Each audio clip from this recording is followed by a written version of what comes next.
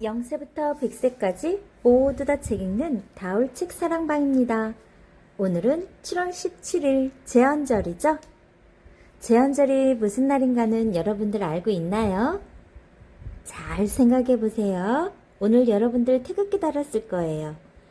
선생님이 들려줄 책은 오빠는 대한민국 홍보대사, 글 이영민, 그림 이경태, 출판사 그레이트. 우리나라 홍보대사가 있네요. 어떻게 홍보를 했는지 책 속으로 함께 떠나봐요. 초롱이네 옆집에는 유명한 가수가 살아요. 우리나라를 대표하는 댄스 가수 유대한이죠. 유대한은 춤과 노래로 세계적인 인기를 얻어 우리나라 홍보대사가 되었답니다. 대한민국 홍보대사 유대한. 초롱이는 유대한이 홍보대사가 된 게 자랑스러웠어요. 하지만 유대한은 걱정이 앞섰죠. 나는 우리나라에 대해 모르는 게 너무 많아. 우리나라를 널리 알리려면 제대로 알아야 할 텐데. 초롱이는 조금이나마 도움이 되고 싶었어요. 오빠, 걱정 마세요. 지금부터 함께 알아보면 되잖아요. 오빠랑 같이 우리나라에 대해 제대로 알아볼 테야. 유대한과 초롱이는 우리나라에 대한 조사를 시작했어요. 여러분들도 한번 조사에 같이 참여해보세요. 먼저 커다란 세계 지도에서 우리나라를 찾아보았죠. 오빠, 우리나라가 어디에 있어요? 여기 있다. 아시아 대륙의 동쪽 끝이야. 우리나라 위에는 조선민주주의 인민공화국이 있고 그 위에는 중국과 러시아가 있지. 우리나라는 아시아의 동쪽 끝에 있어. 우리나라 주변엔 러시아, 일본, 중국이 있고. 이야, 우리나라 땅 모양은 호랑이를 닮았네요. 우리나라는 아시아 대륙에서 바다로 툭 튀어나온 한반도에 자리하고 있어요. 땅 모양이 꼭 호랑이가 앞발을 들고 크게 울부짖는 모습 같죠. 우리나라 행정구역 한번 볼래요? 자, 같이 한번 떠나봐요. 우리나라는 여러 행정구역으로 나누어져 있어요. 한 개의 특별시, 어디인가요? 네, 서울특별시 6개의 광역시가 있어요. 6개의 광역시는 어디?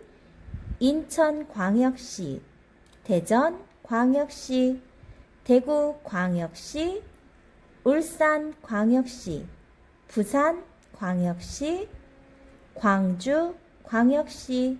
이렇게 해서 6개의 광역시가 있고 8개의 도가 있어요. 강원도, 경기도, 충청남도, 충청북도, 경상북도, 경상남도, 전라북도, 전라남도. 이렇게 해서 8개 도죠. 또 한 개의 특별자치시가 있는데 그게 바로 어디냐면 세종특별자치시죠. 또 한 개의 특별자치도도 있어요. 어디일까요? 맞아요. 제주특별자치도랍니다. 우리나라의 행정구역 기억하세요. 초롱아, 우리나라는 산이 많을까, 평화가 많을까? 글쎄요, 어디서건 산이 보이긴 하는데. 우리나라는 평야보다 산이 좀 더 많아.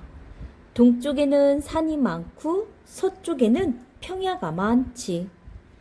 동쪽에는 산이 많고 서쪽에는 평야가 많지.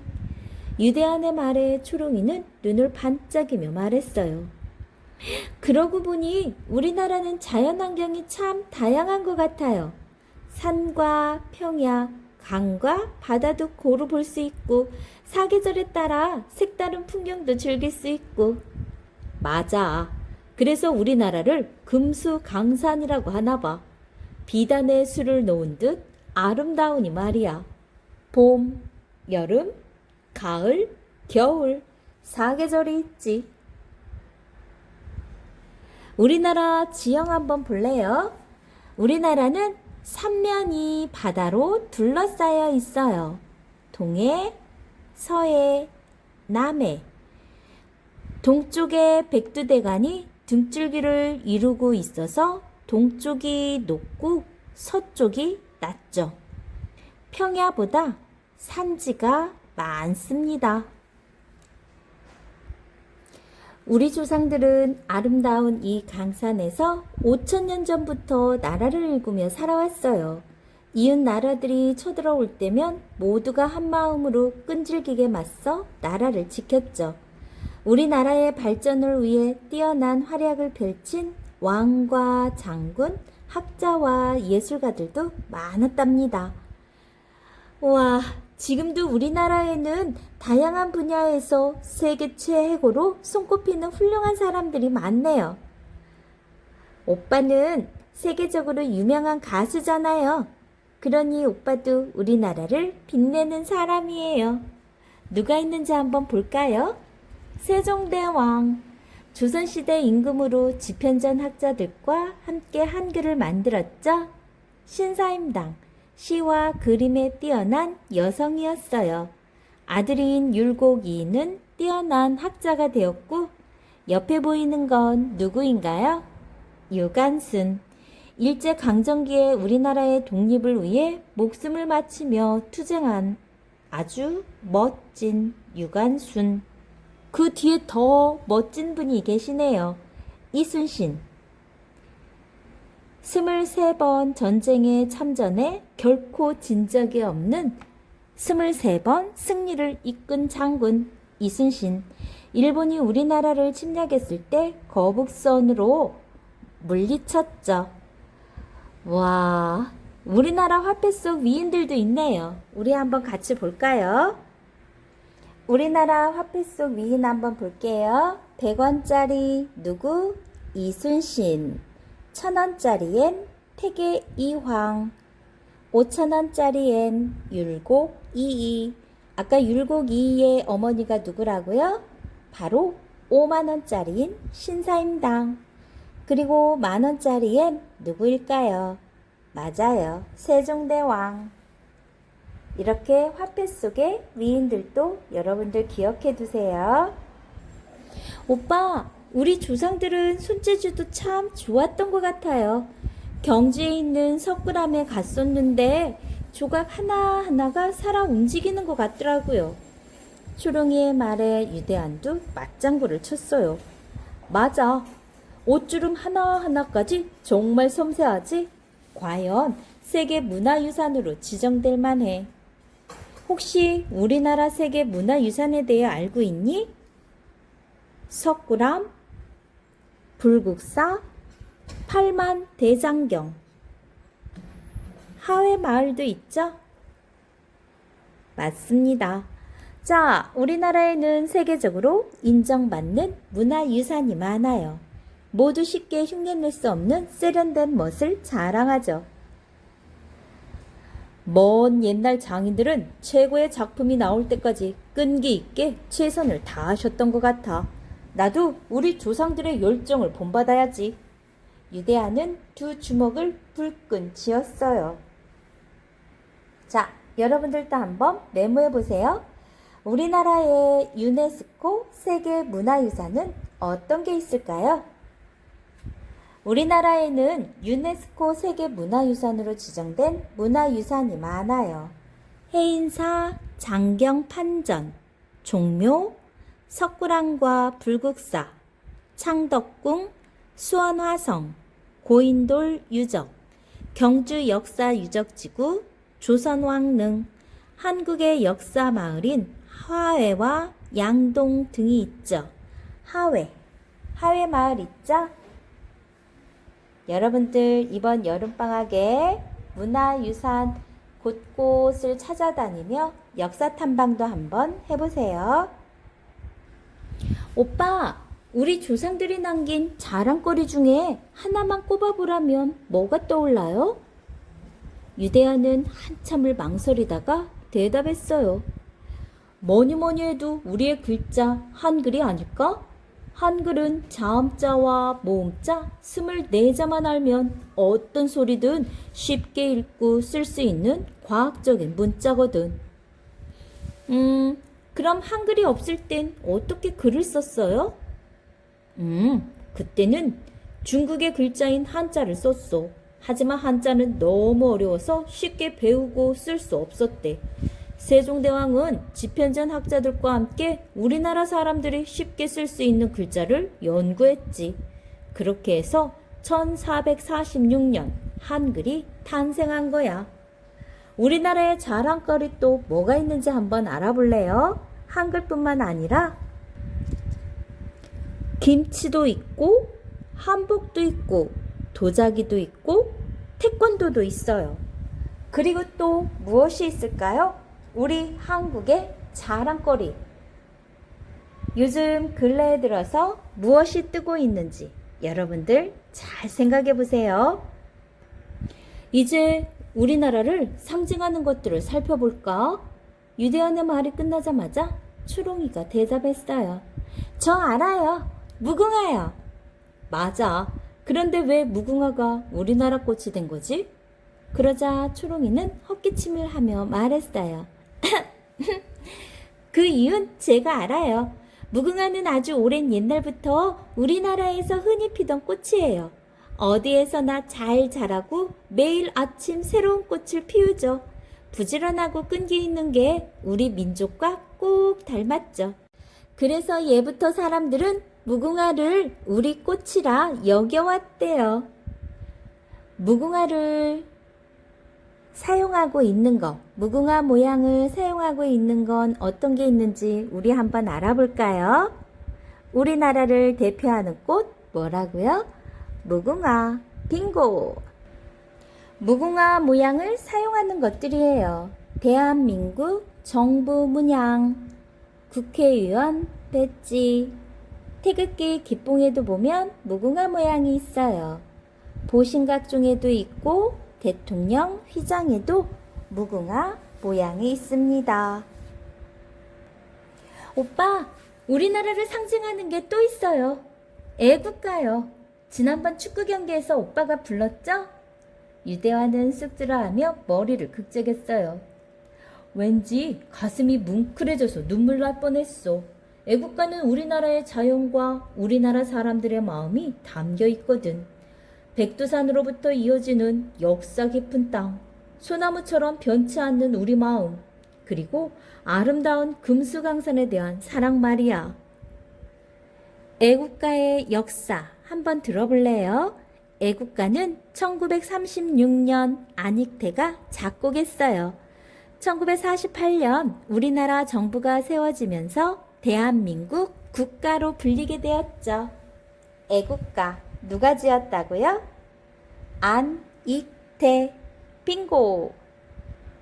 초롱아, 너 태극기 그릴 줄 아니? 물론이죠. 학교에서 많이 그려봤는걸요?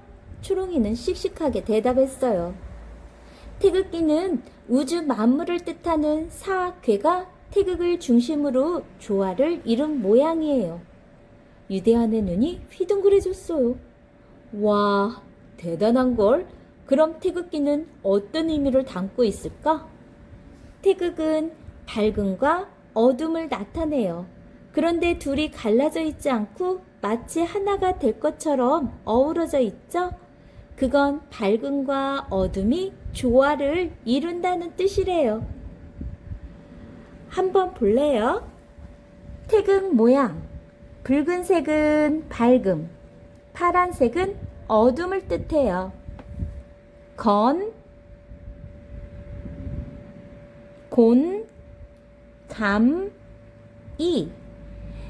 건은 우주 만물 중 하늘을 상징하고, 곤은 우주 만물 중 땅을 상징해요.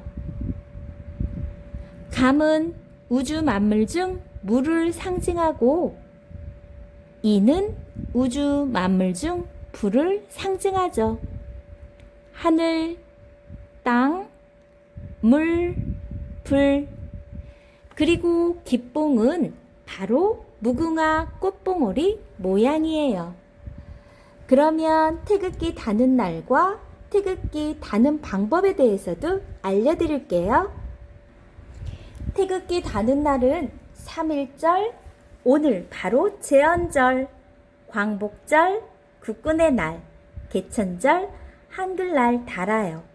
태극기를 다는 슬픈 날도 있어요. 바로 현충일이죠. 현충일엔 태극기 한 폭 길이만큼 내려서 달아요. 슬픈 날이라고 해서 이렇게 내려서 달죠. 현충일 6월 6일. 오늘은 법을 제정한 제헌절이죠. 참, 오빠는 외국에 자주 나가잖아요. 외국 사람들이 우리나라에 대해 주로 물어보는 게 뭐예요? 유대아는 곰곰이 생각하다가 대답했어요. 내가 코리아에서 온 가수라고 하면 많은 사람이 북한에서 왔냐고 물어보곤 해. 유대아는 그때마다 우리가 분단 국가라는 걸 새삼 느낀대요. 우리나라와 북한은 같은 말을 쓰고 같은 풍습을 지닌 한 민족이에요. 몇 년인가요? 1950년. 전만 해도 우리나라는 하나의 나라였죠.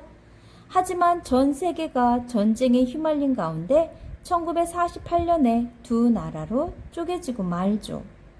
6.25 전쟁, 선생님이 이야기 들려줬었죠. 1945년 8월 15일, 우리나라는 일본의 강제 점령으로부터 벗어나 광복을 맞아요. 광복 이후엔 소련군이 머문 북쪽 땅에는 북한이, 미군이 머문 남쪽 땅에는 대한민국이 세워졌죠. 1950년 6월 25일, 남한과 북한이 서로에게 총을 겨누는 6.25 전쟁이 시작됐고 3년이 넘는 전쟁 끝에 남한과 북한은 휴전을 했고 한반도는 휴전선을 경계로 갈라졌죠. 선생님이 어저께 아주 자세하게 들려줬었죠? 여러분들 찾아서 다시 한번 보세요. 오빠, 북한은 가깝고도 먼 나라 같아요. 가장 가까이에 있지만 여행을 갈 수도 없잖아요. 맞아. 나도 북한에서 공연을 하면 좋을 텐데. 북한은 우리나라보다 북쪽에 있어 날씨가 더 춥대. 높은 산지가 많아서 광물과 목재도 풍부하단다. 한반도에서 가장 높은 산인 백두산, 아름답기로 유명한 금강산도 바로 북한에 있어요. 중국을 통해 백두산 천지에 가본 적이 있어. 하도 넓고 깊어서 신비롭기까지 했지. 언젠가는 북한 땅에서 백두산에 오를 수 있겠지. 백두산, 한반도에서 가장 높은 산으로 꼭대기 자연호수인 천지가 있어요. 한라산에는 무엇이 있나요? 백록담이 있죠? 맞아요. 백두산은 천지, 한라산은 백록담 기억하세요. 금강산, 신비하게 생긴 바위와 돌, 폭포, 연못이 어루어져 경치가 빼어나게 아름다운 산이에요. 개마고원 한번 볼래요? 함경도와 평안도 높은 산지에 펼쳐진 넓은 고원이에요. 한반도의 지붕이라고도 불리죠. 개마고원이 이쯤에 있대요. 평양, 대동강이 흐르네요. 한반도에서 5번째로 큰 강으로 북한의 수도인 평양을 가로질러 나 있대요. 대동강, 남한엔 한강. 북한은 지금도 우리와 닮은 점이 많아요. 역사도 같고 명절과 놀이도 같죠. 음식도 비슷하고 한글도 같이 사용하죠. 하지만 다른 점도 많답니다. 북한은 집이나 일자리를 나라에서 나눠주거든요. 그래서 사는 곳을 마음대로 바꾸기 어렵고 나라에서 정해준 일터에서만 일을 해야 한대요. 오빠, 북한말 중에는 알아듣기 어려운 것도 많잖아요. 오랫동안 따로 살았으니 문화도 조금씩 달라지고 있지. 그러니 서로를 잘 알기 위해 계속 노력해야 해. 북한엔 여행 갈 때는 이렇게 여행 증명서도 필요하고 신분에 따라 사는 집도 다르고 또 나라에서 정한 곳에 모여 함께 일을 한대요. 우리나라와는 정말 비교가 많이 되죠? 혹시 북한말로 그림 영화가 뭔지 아나요? 그림 영화. 만화 영화를 북한에선 그림 영화라고 한대요. 우리 잠시 뜻은 같지만 소리가 다른 우리말과 북한말 한번 볼까요? 어떠한 것이 있는지? 메모할 친구는 메모해도 좋아요. 자, 우리말에 도넛 있죠? 여러분들 좋아하는 도넛. 근데 북한에선 가락지 빵이라고 한대요. 동그랗게 구멍이 나서 가락지라고 했나봐요. 슬리퍼를 끌신이라고 한대요. 달걀을 닭알이라고 하고 가위바위보를 돌가위보라고 한대요. 목도리를 목수건이라 하고 파마머리를 볶음머리라 하고 도시락을 곽밥이라고 합니다. 나중에 여러분들 북한에 있는 친구들이 이런 말 쓰면 아, 이건 이렇구나 라고 이해하세요. 우리나라는 분단 이후 북한과 평화롭게 살기 위해 여러 가지 노력을 기울여 왔어요. 남과 북으로 헤어진 이산가족을 서로 만나게 하고 남과 북의 대표가 만나 이야기도 나눴죠.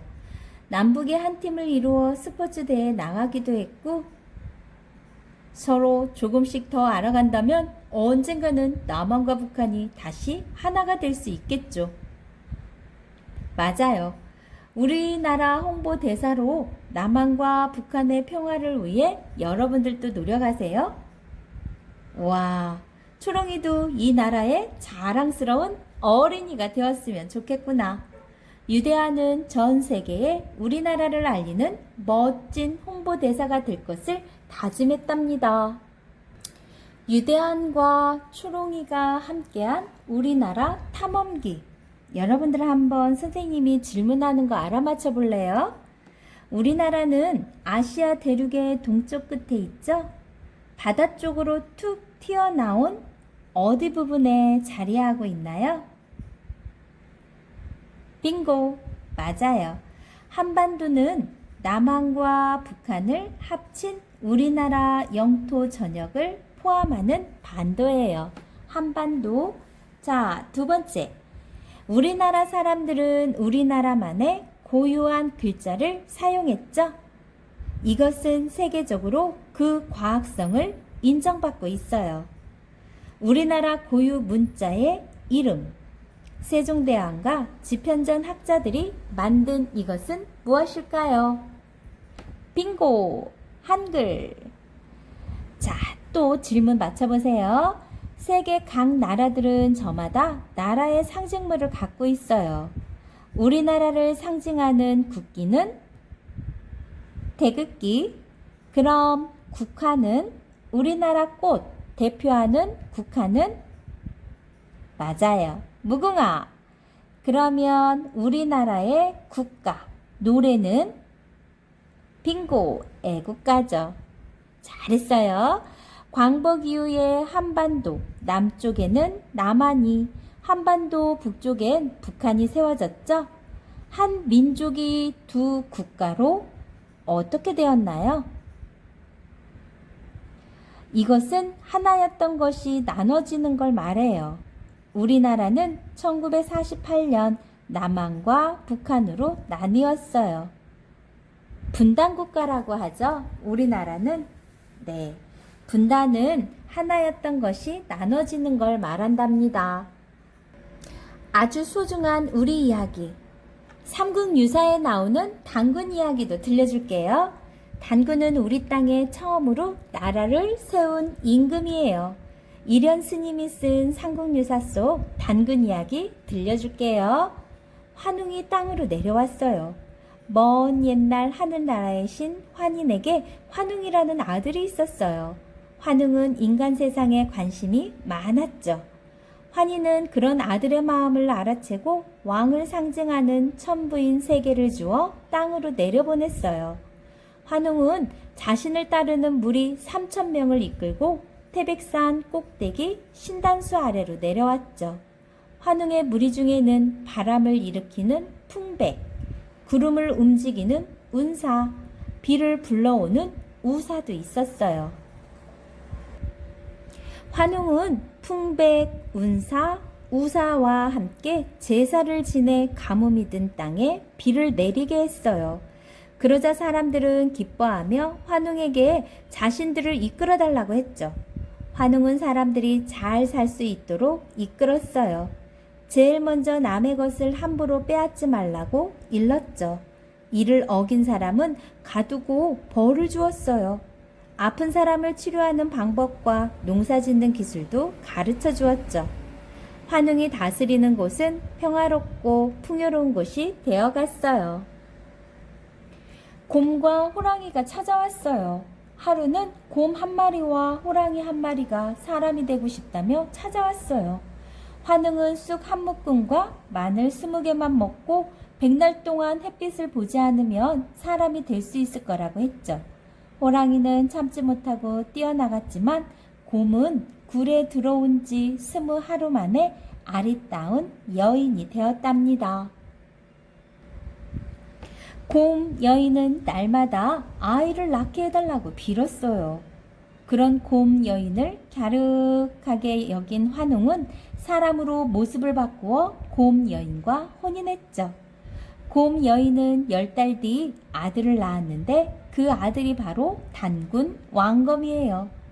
단군 왕검은 훗날 자라서 아사들의 도읍을 정하고 고조선이라는 나라를 세웠답니다. 고조선의 나라를 세운 사람 누구? 단군 왕검. 바로 우리나라가 생긴 이야기 단군 이야기였어요. 애국가에 담긴 뜻 한번 알아볼까요? 1절 동해물과 백두산이 마르고 닳도록 하느님이 보호하사 우리 나라 만세. 변함없는 자연처럼 우리나라가 영원히 발전하기를 바란다는 뜻.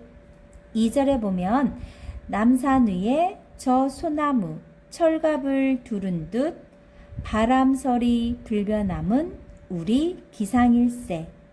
늘 푸르고 변함없는 소나무처럼 우리의 뜻과 마음도 푸르고 변함없기를 바란다는 뜻. 3절에 보면 가을 하늘 공활한데 높고 구름 없이 밝은 달은 우리 가슴 일편 단심일세. 넓고 맑은 하늘에 뜬 달처럼 우리의 밝은 뜻과 희망도 한결같다는 뜻이에요. 4절에 보면 이 기상과 이 마음으로 충성을 다하여 괴로우나 즐거우나 나라 사랑하세. 우리의 뜻과 마음을 다해 나라에 충성하고 한결같이 나라를 사랑하자는 뜻이죠. 후렴구인 무궁화 삼천리 화려강산 대한사람 대한으로 길이 보전하세. 아름다운 우리 국토와 대한민국을 영원히 보호해 유지하자는 뜻이랍니다. 애국가에도 정말 많은 뜻이 담겨져 있죠? 여러분들도 애국가 한번 불러보세요. 우리나라 대표하는 거, 우리 전통문화, 전 세계가 주목을 하고 있어요. 세계적으로 유명한 우리나라 자랑거리 한번 살펴볼게요. 여기 보이는 건 한옥이에요. 자연에서 태어나 자연으로 돌아가죠. 한옥은 마루와 온돌이 함께 갖추어져 있어요. 마루는 바닥과 사이가 떨어져 있어 바람이 잘 통하죠. 온돌은 우리나라 고유의 난방장치로 방바닥을 고루 덮여줘요. 그래서 여름은 시원하게, 겨울은 따뜻하게 보낼 수 있었죠. 또한 한옥은 자연과 가까운 집이에요. 우리 조상들은 돌, 흙, 나무 등 자연에서 얻은 재료로 집을 지었어요. 나중에 한옥을 헐어도 그 속에서 나온 쓰레기는 다시 자연으로 돌아간답니다. 정말 지혜롭죠? 세계적인 식품이 되어가고 있는 김치. 몸에 좋고 맛도 좋아요. 김치는 채소를 소금에 절인 후 고춧가루와 각종 양념으로 버무려 만들죠. 배추김치, 물김치 등 종류도 아주 다양하죠. 우리 조상들은 채소가 나지 않은 겨울을 대비해 김장을 했어요. 김치가 익으면서 나오는 성분들은 김치를 오래가게 한대요. 또 건강에도 좋아서 여러 가지 질병을 예방해 준답니다. 오늘날 김치는 우리나라를 대표하는 전통 음식이면서 세계가 인정하는 국제적인 건강 음식이에요. 자, 그 다음에는 또 뭐가 있을까요?